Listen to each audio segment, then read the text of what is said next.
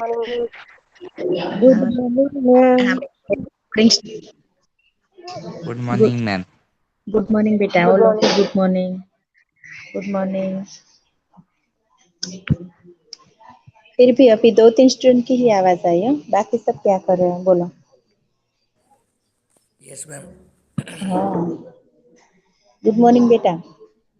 Good morning ma'am. Okay, चलो. तो भारतीय संस्कृति में गुरु शिष्य संबंध, यानी कि हमारी संस्कृति में, हमारे भारत देश में गुरु शिष्य का संबंध कैसा है, तो यहाँ पर हमें इन लेसन में बताया गया है। तो इस चैप्टर नंबर 16 जो है उसका नाम है भारतीय संस्कृति में गुरु शिष्य संबंध।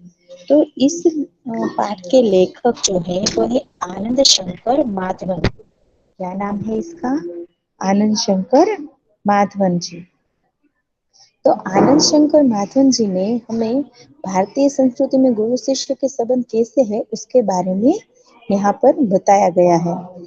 तो प्राचीन भारत में, यानी कि पौराणिक, यानी कि बहुत सालों पहले जब भारत में गुरु शिष्य की संबंध जो है वो एक बहुत ही पवित्र माना जाता था, और उस गुरु शिष्य संबंध की एक उज्जवल परंपरा थी।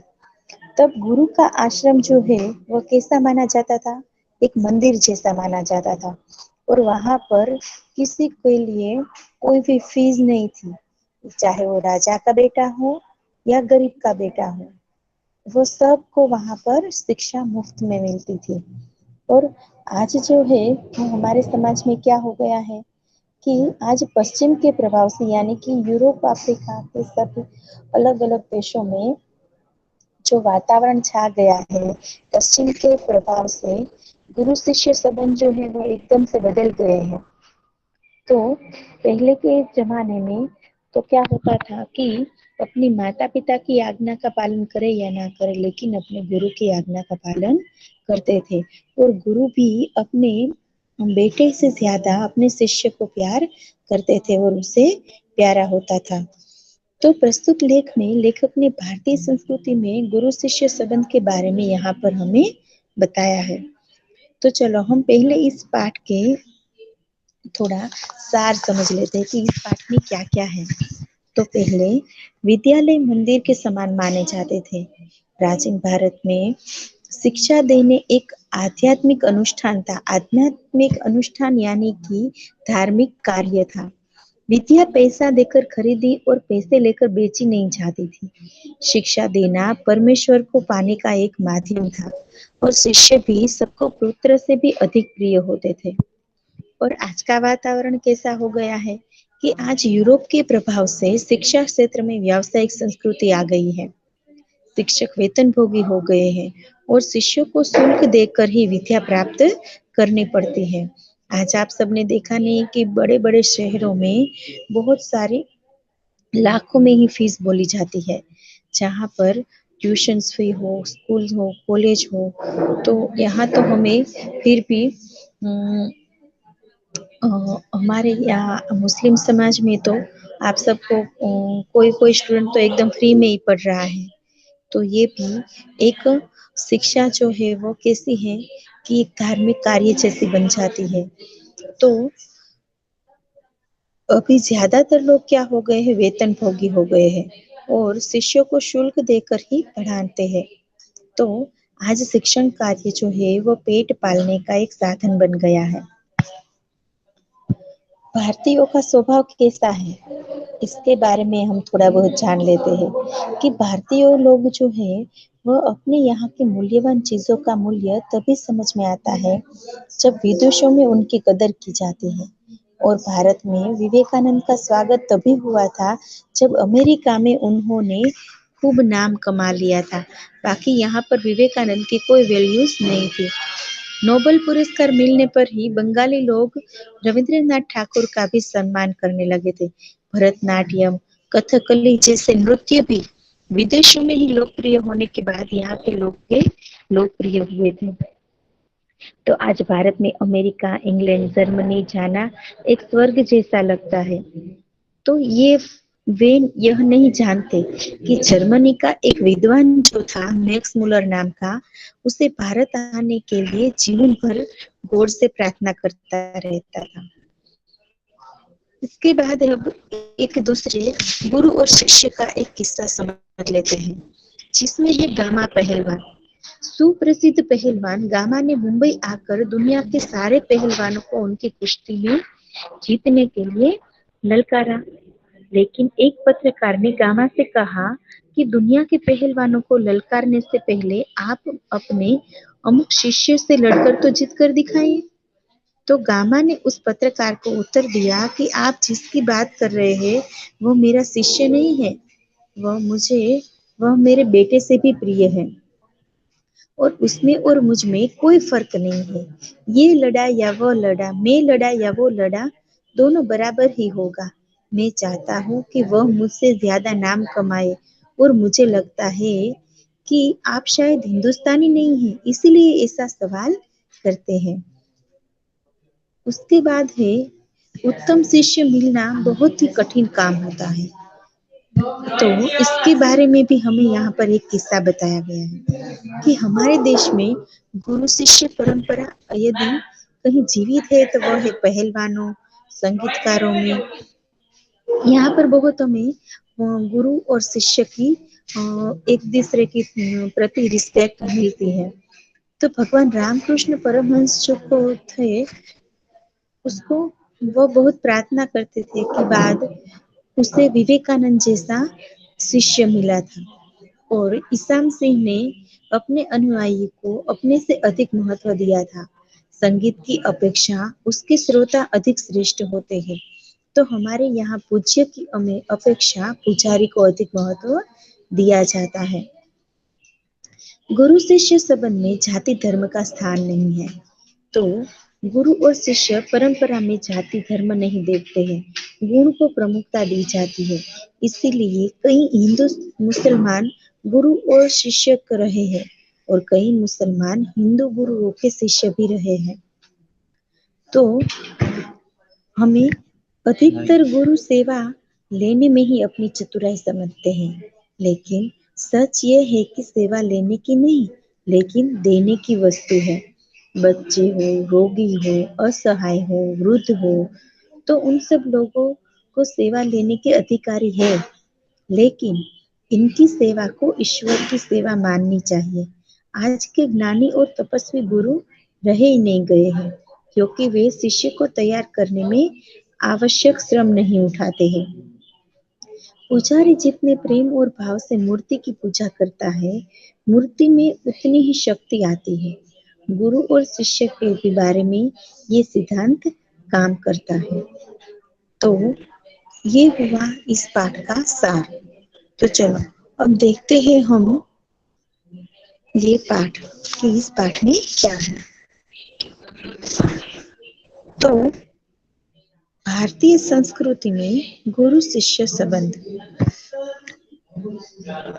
हमारे समाज में व्यवसायिक संस्कृति का बोलबाला है, तो इसी कारण गुरु शिष्य संबंधों में परिवर्तन आया है। पहले विद्यालय मंदिर के समान माने जाते थे। शिक्षा देना एक आध्यात्मिक अनुष्ठान था। आध्यात्मिक अनुष्ठान का मतलब होता है धार्मिक कार्य, जो मैंने अभी आप सबको बताया था, बराबर है। वह परमेश्वर प्राप्ति का एक माध्यम था। पैसे देकर शिक्षा खरीदी नहीं जाती थी। आज स्थिति बिल्कुल बदल गई है और अब शिक्षण कार्य पेट पालने का एक साधन बन गया है। जिसे भारतीय संस्कृति कहा जाना चाहिए, वह आज भारतीय मानसिक क्षितिज में कार्यशील नहीं है। तो आज एक प्रकार की अव्यवस्थित व्यावसायिक संस्कृति व्याप्त है, जिसकी जड़ शायद यूरोप में है। तो भारतीय के सार्वजनिक व्यवहार में गुरु शिष्य संबंध का तदनुरूप परिवर्तन हो गया। बिल्कुल परिवर्तन, तदनुरूप यानी कि बिल्कुल, उससे तद उपरांत कहा जाता है, परिवर्तन हो गया है। यहाँ गुरु वेतन भोगी नहीं होते और न शिष्य को ही शुल्क देना पड़ता था। पैसे देकर विद्या खरीदने की यह क्रय विक्रय पद्धति निसंदेह उस भारतीय मिट्टी की ही उपज नहीं है। शिक्षा एक प्रकार है आश्रम अथवा मंदिर के समान थे। गुरु को साक्षात परमेश्वर ही समझा जाता था। शिष्य पुत्र से अधिक प्रिय होते थे। यहाँ सम्मान मिलना ही शक्ति पाने का रहस्य माना जाता है। और प्राचीन काल में गुरु की शिक्षा, दान क्रिया उनका आध्यात्मिक अनुष्ठान थे और परमेश्वर प्राप्ति उनका एक माध्यम था। आज वह पेट पालने का जरिया बन गया है। प्रारंभ में विवेकानंद को भारत में महत्वपूर्ण स्थान प्राप्त नहीं हुआ था, परंतु जब उन्होंने अमेरिका में नाम कमा लिया तो भारतवासी दौड़े मालाएं लेकर स्वागत करने के लिए। और रविंद्रनाथ ठाकुर को भी नोबेल पुरस्कार मिला तो बंगाली दौड़े यह राग ललापते हुए, अलापना यानी कि गाते हुए। अलापने का मतलब होता है गाते हुए। अमादेर ठाकुर अमादेर कठोर सपूत, यानी कि અમારા ઠાકુર અને અમારો कठोर सुपुत्र, यानी कि मजबूत। दक्षिण भारत में कुछ समय पहले भारतनाट्यम कथकली को नहीं पूछते थे, लेकिन अब उसे विदेशों में माल मिलने के बाद आश्चर्य भारतवासी सोचने लगे, अरे हमारी संस्कृति में इतनी अपूर्व चीजें पड़ी थी क्या? यहाँ के लोगों अपनी खूबसूरती की नजर नहीं आती, मगर पराये के सौंदर्य को ही देखकर मोहित हो जाए। आज सब हमारे साथ भी ऐसा होता है कि हमारे पास जो चीज वस्तुएं होती है वो हमें नहीं पसंद होती, लेकिन अपने दोस्त के पास यदि कोई वस्तुएं हो तो वो हमें ज्यादा अच्छी लगती, भले ही हमसे भी कम पैसे की हो या हमसे भी कोई दूसरी चीज हो, लेकिन वह हमें दूसरे की चीजें ज्यादा पसंद आती है। जिस देश में ज्ञान पाने के लिए मैक्स मुलर ने जीवन भर प्रार्थना की थी, उस देश के निवासी आज जर्मनी और विलायत जाना स्वर्ग जाने जैसा अनुभव करते हैं।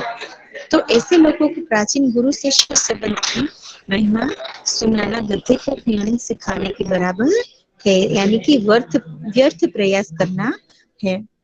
एक बार सुप्रसिद्ध भारतीय पहलवान गामा मुंबई आए थे और उन्होंने विश्व के सारे पहलवानों को कुश्ती में चैलेंज दिया।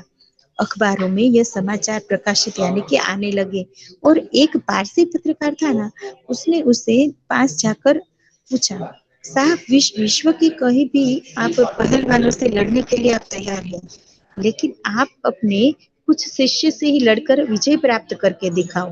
तब गामा पहलवान कहता है कि मैं आजकल के शिक्षा क्रम में नहीं रंगा हूँ, मुझे मेरे शिष्य जो है वो अपने पुत्र से भी प्रिय है और मैं उसके साथ यदि कुश्ती लड़ूं तो वह जीते या मैं जीतूं, इसका मुझे कोई दुख नहीं है, क्योंकि मैं तो ज्यादा खुश हूँगा कि मेरे शिष्य जो है वो मुझसे जीते हैं।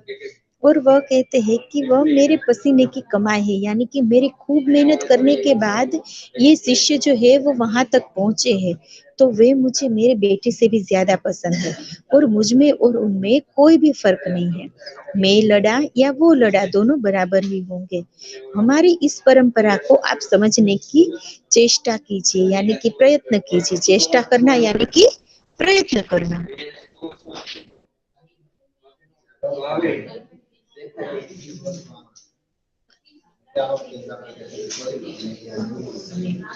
हम लोगों को वंश परंपरागत शिष्य परंपरा अधिक प्रिय है।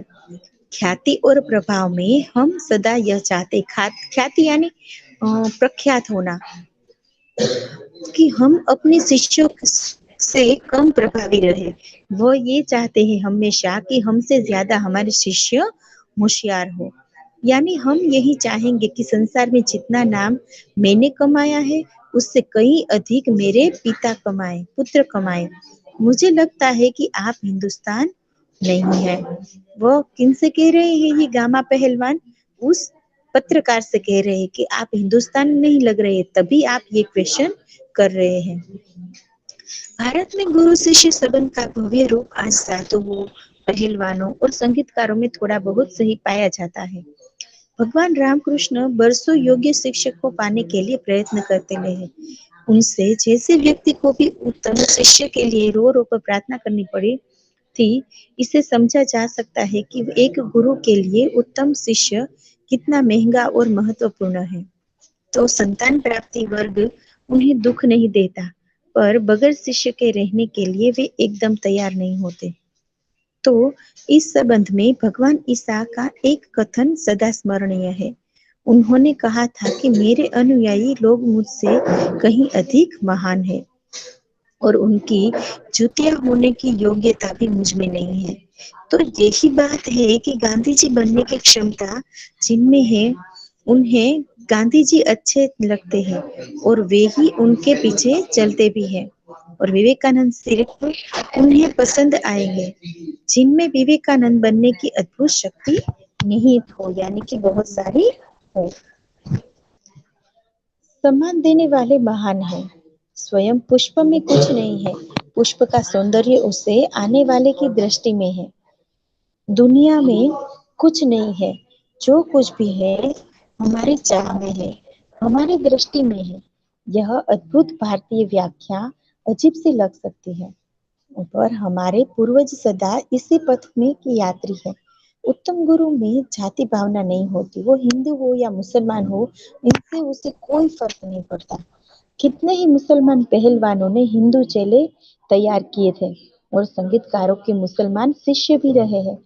यहाँ पर परख गुण की, साधना की और प्रतिभा की होती, भक्ति और श्रद्धा की ही कीमत है, न कि जाति संप्रदाय, आचार विचार या धर्म की। मुझे क्या दिखाया था, आज एक विधवा मुसलमानों ने ही, उन्होंने नहीं, कभी नहीं सोचा कि यह हिंदू है और मुसलमान बनना चाहे। पुराने जमाने में मौलवी लोग बड़े बड़े रामायणी होते थे, यानी कि उन्हें रामायण का ज्ञान होता था। और आज देहांतों में भी भरत मियाँ, रंजीत मियाँ और अधिक संख्या में दिखाए जाते हैं।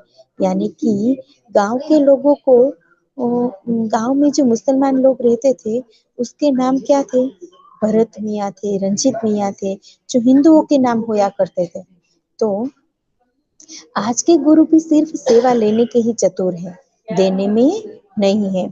तो उपनिषदों में आचार्यों ने कहा है, सेवा देने की चीज है, लेने की नहीं। सेवा लेने के अधिकारी केवल बच्चे, रोगी, असहाय और वृद्ध बच्चों को ही परमेश्वरता ही मूर्त स्वरूप माना जाता है। सेवा रूपी पूजा से उनकी शक्ति को प्रज्वलित करने की क्षमता और सहृदयता रखने वाले ज्ञानी और तपस्वी पुरोहित आजकल के ही गुरु नहीं रह गए। किसी भी देव मंदिर की मूर्ति की शक्ति उसकी मात्रा तक ही संभव है, जितनी मात्रा तक उसके पुजारी की भाव पूजा और नैवेद्य भरी होती है।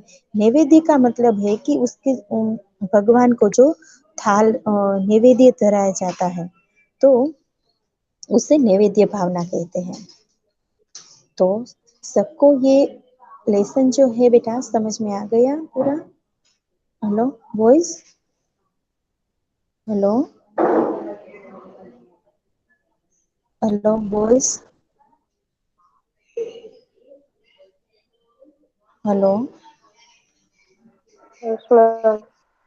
ओके, तो चलो, यस मैम। चलो अब हम इसके क्वेश्चन आंसर देख लेते हैं, बराबर है? सबने फेयरबुक में लेसन नंबर 15 जो है बेटा कंप्लीट कर लिया है? Hello boys, yes ma'am. सबने कर लिया है कंप्लीट? Hello, yes ma'am. बेटा एक की ही आवाज मुझे सुनाई दे रही है, बाकी सब क्या कर रहे हैं? हेलो, केवल एक की ही आवाज मुझे सुनाई दे रही है।